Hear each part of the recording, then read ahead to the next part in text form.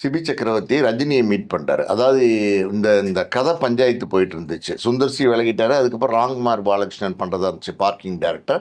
அங்கே பார்த்தீங்கன்னா அவருக்கு என்ஓசி வாங்குறதுல சில பிரச்சனைகள். ஆகாஷ் பாஸ்கரன் கிட்ட தான் அந்த கதை இருக்குது.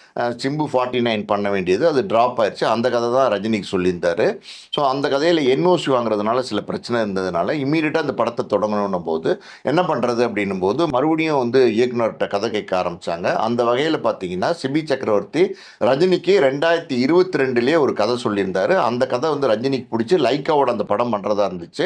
அந்த நேரத்தில் பார்த்தீங்கன்னா சிபி சக்கரவர்த்தி ரொம்ப டென்ஷனாக இருந்தார். அதாவது ரஜினி கிட்ட கதை சொல்லும்போது ஒரு பெரிய ஸ்டார் அப்படின்னும் போது அவர் டான் படம் மட்டும்தான் பண்ணியிருந்தாரு. அது ஒன்று தான் பண்ணியிருக்காருன்னும் போது அடுத்த படமே ரஜினி படம் பண்ண போகிறோம் அப்படின்னும் போது ஒரு பதட்டம், அவருக்குள்ள ஒரு பதட்டம், ஒரு நர்வஸ்னஸ் இருந்துச்சு. அதில் பார்த்தீங்கன்னா கொஞ்சம் படபடன்னு ரஜினி கிட்ட பேசியிருக்காரு. கதை சொன்னப்பையும் கொஞ்சம் படபடன்னு பேசியிருக்காரு.